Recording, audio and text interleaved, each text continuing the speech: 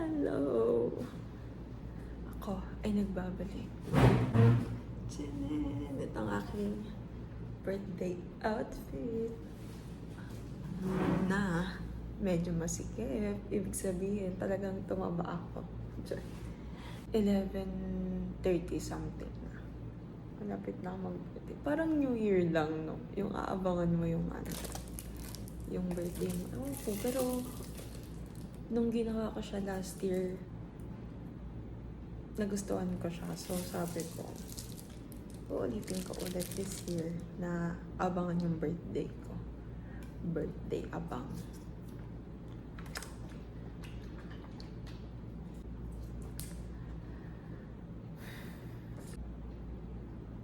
Ang dami kong pagkain. Kala ko konti na. Praise the Lord. Happy birthday to me. Grabe, ang tanda ko na.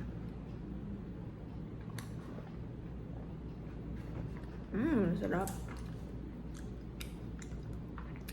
Kumain na tayo kasi nagugutom na ako. Ako pala. Kain na ako kasi nagugutom na ako. Hindi pa ako masyadong nakaka-earn. Kanaan ko lang itong chicken kanina, 3 piraso. Ito na handa ko. Happy birthday to me. Hindi ko na iaano yung kandila kasi wala akong lighter. So, yan, carry na yan. Kakain na ako. Bilang tumanda na naman ako ng 1 taon, i-share ko na lang yung greatest lessons ko so far. Wah, ano ko din?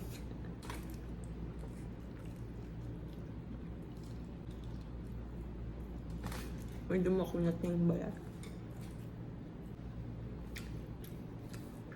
Buksan natin tong laptop ko kasi nandito yung alam ko sinong napin dito.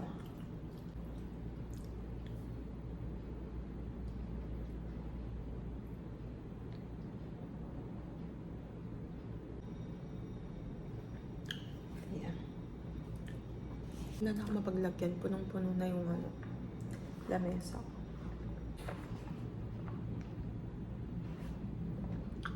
Sarap daw ng chicken. Commercial lang. Gusto ko talaga yung original chicken ng 24 Chicken.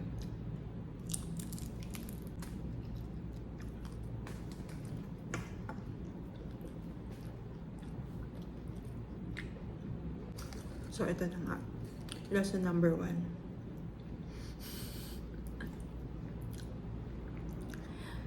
In no particular order.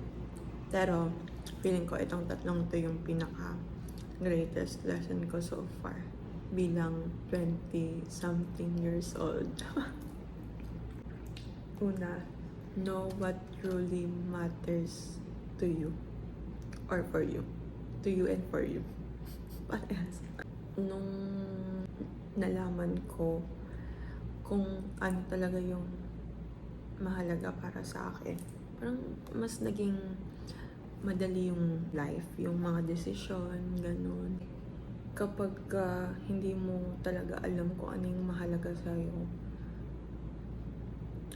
madali kang mawawala. Parang ang dali mong mape-pressure, ang dali mong maliligaw ng landas sa context na madali kang mape-pressure. Kunwari para sa'yo, ang mahalaga is makapag-travel. Tapos ang gagawa mo naman, nakakapag-travel ka, nakakapunta ka sa mga lugar na gusto mong puntahan, na tatry mo yung mga gusto mong itry. Tapos, ngayon, makakamit ka ng isang tao. Siya naman, ang priority niya,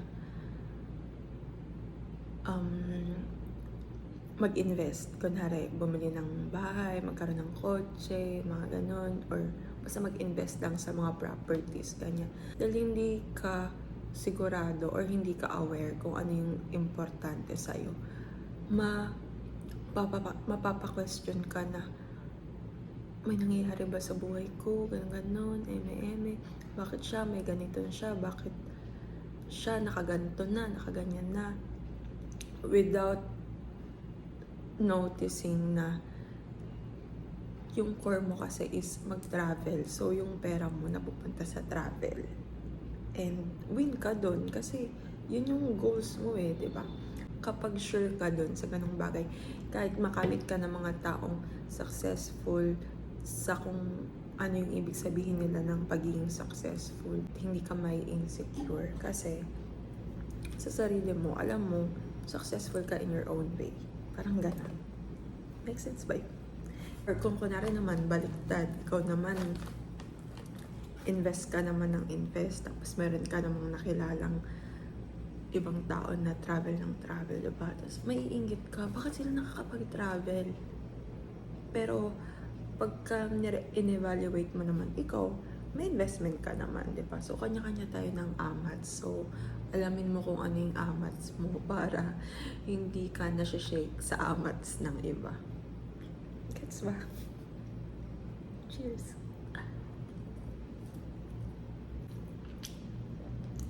Next dito nakasulat. Speaking of travel pala yung susunod dito. Ang nilagay ko dito, use traveling to help you deal with your problems instead of using it to run away from them. Sabi. Hindi kasi dati ako, kung nagta-travel ako, laging takas, yung ganun. Gusto ko makalimot sa problema ko, magta-travel ako, ganun. Etong medyo tumanda-tanda na ako, nagta-travel na ako to step back. Naalis ko yung sarili ko sa gulo or sa problema. Hindi para tumakbo, kundi para lang maging tahimik, makapag-isip ka ng tama, malaman mo kung ano yung dapat mong gawin, instead na magpabakasyon ako tapos magkita na lang ulit tayo nang same pa rin, nung wala namang nagbago. So, pinos mo lang siya, tapos babalikan mo ulit nang wala ka namang better strategy, or worse, mas malala pa yung babalikan mo kasi nakakatakas mo. So, ayun. Yung mga latter travels ko, more on reflecting talaga siya na parang ano ba nangyari dito sa bagay na to, or ano bang ginagawa ko para masolusyonan siya. Ganun. So, pagka, syempre, magsasaya ka pa rin dun sa travel. Tapos kapag medyo okay na yung isip mo, dun ka mag-iisip ng strategy or yun na, magre-reflect. Ganun. Okay.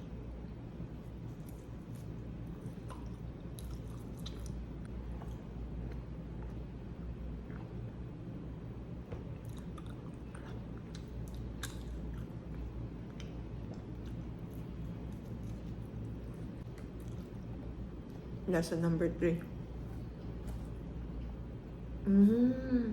Ito. Actually, 5 pala yung nilagay ko dito. So, 5 na lang. Work is just to make a living, not to make it your life.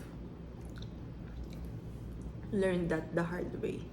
As in, isa rin sa reason kung bakit nag-resign ako dun sa dati kong work. Kasi, siya na yung nagpapatakbo ng buhay ko talaga. Or siya na yung buhay ko. Naging identity ko na siya, naging buhay ko na siya, ganun na. Kapag yung Lauren na may nagawang tama, feeling ko dun lang ako may worth. Or kapag masama naman yung nangyari sa work, feeling ko masama na yung buong buhay ko. Ganun siya. So, wag ganun. Ang trabaho ay para lang kumita ka. Huwag mo siyang gawing buhay. Yung tipong lahat ng plano mo na re-revolve dun sa work mo. Basta yung parang yung life mo na yung nag-a-adjust dun sa work mo. Siyempre, magko-compromise ka para sa work. Pero hindi to the point na lahat na lang work ang number 1 na kailangan isaalang-alang. Huwag mong gawing identity ang trabaho mo kasi sabi nga ni Jamie Winship, bring your identity to your vocation. Diba?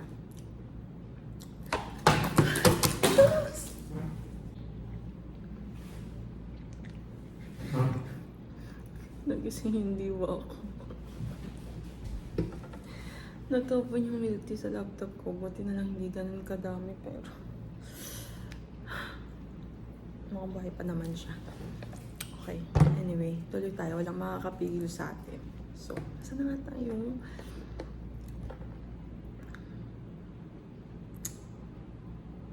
Ayun. Ayun na nga. Huwag mong gawing identity yung work mo. You bring your identity to your vocation. Sabi ni Jamie Winship, yung pinapanood ko. May ministry siya about knowing your identity. So, ayun din, important din na malaman mo kung ano yung identity mo para hindi mo gawing identity yung trabaho. Kasi identity and vocation, which is yung trabaho, ay magkaiba. Kaya, huwag mo silang pag-isahin. Kasi nga, ayun, you bring your identity to your vocation, not make your vocation your identity. Basta ganun, panoorin mo na lang.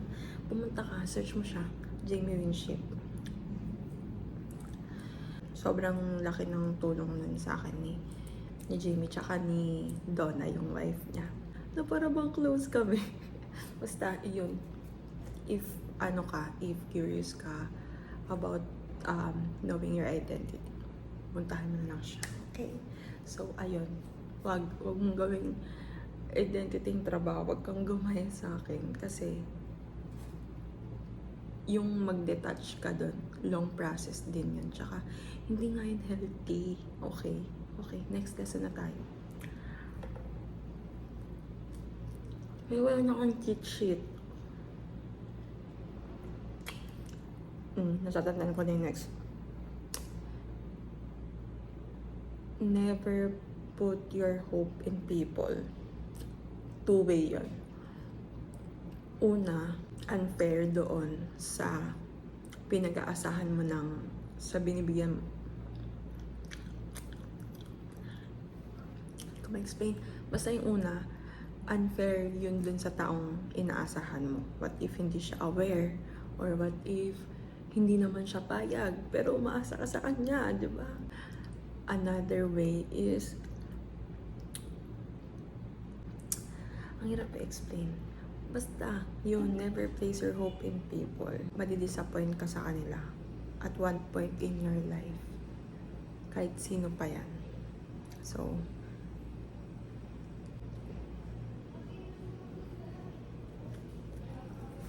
rinig na rinig yung mga nag-uusap sa labas. Ako rin kaya rinig na rinig.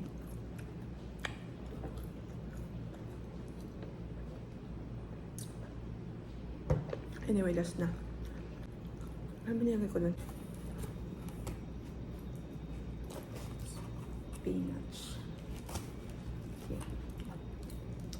Dati, nung mas bata ako, lagi kong sinasabi na life is all about your choices and how you deal with the consequences of your choices. Ngayon, na mas matanda na ako, hindi na lang siya about your choices and your reaction. Sa ayaw at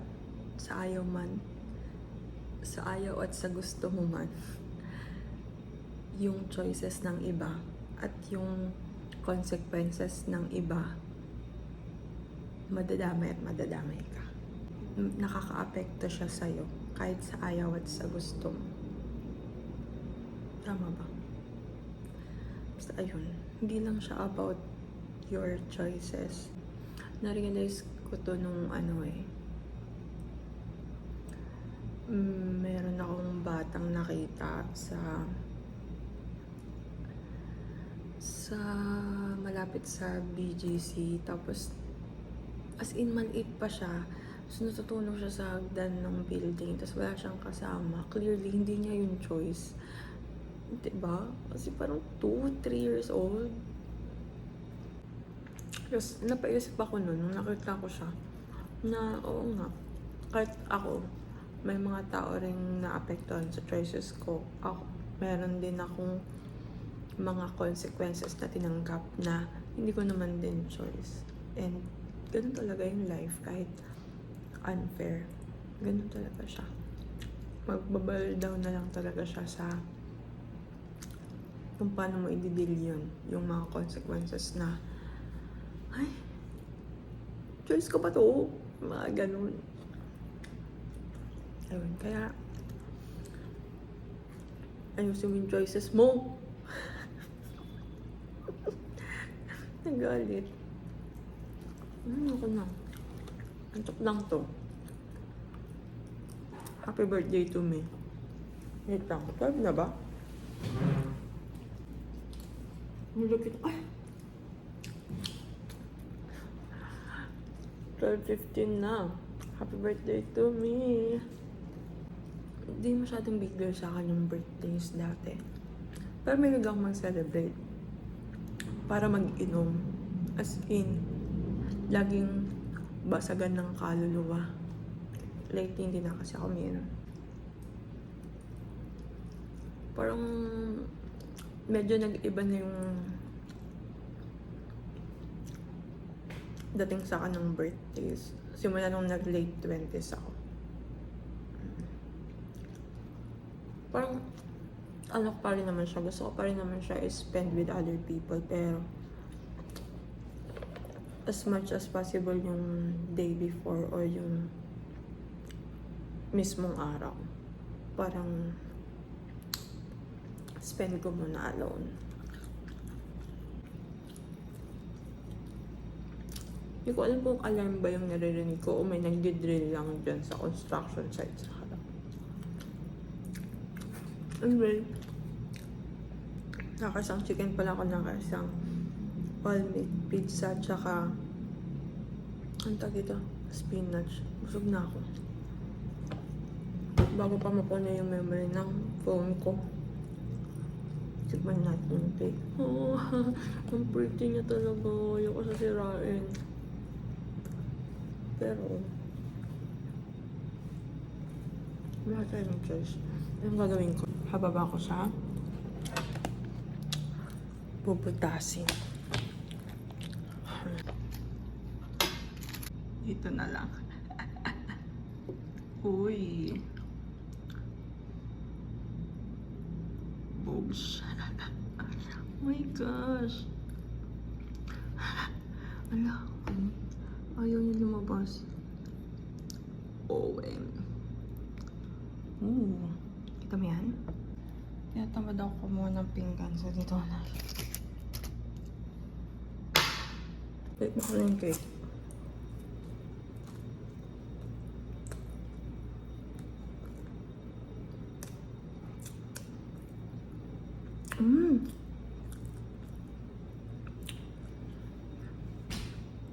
Ang sarap!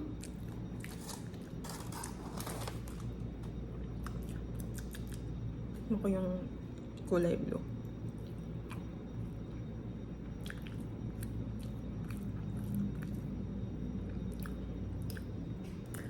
Perfect. I love this. Itong cake na to ay galing kay Pat and Pia Bakes. Masa-search niyo siya sa Facebook and Instagram. Ayan.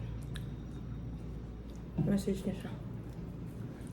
Sarap. Thank you, Pat.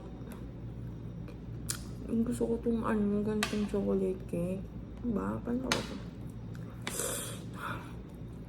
Kung ano, sasirain ko na siya ng buo. Nakakain kaya yung pearls?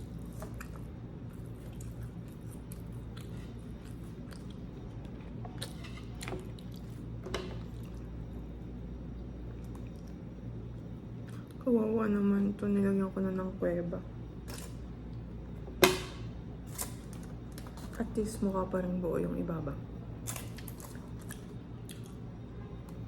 Happy birthday to me. Thank you, Lord.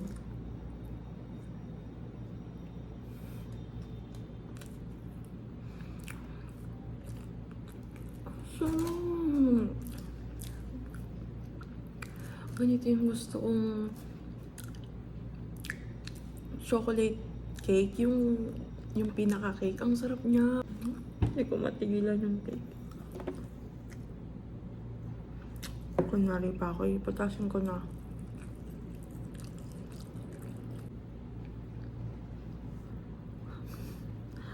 Wala. Kahinaan ko talaga ang chocolate cake. Sarap! Hindi ko naman siguro ito maubos, no?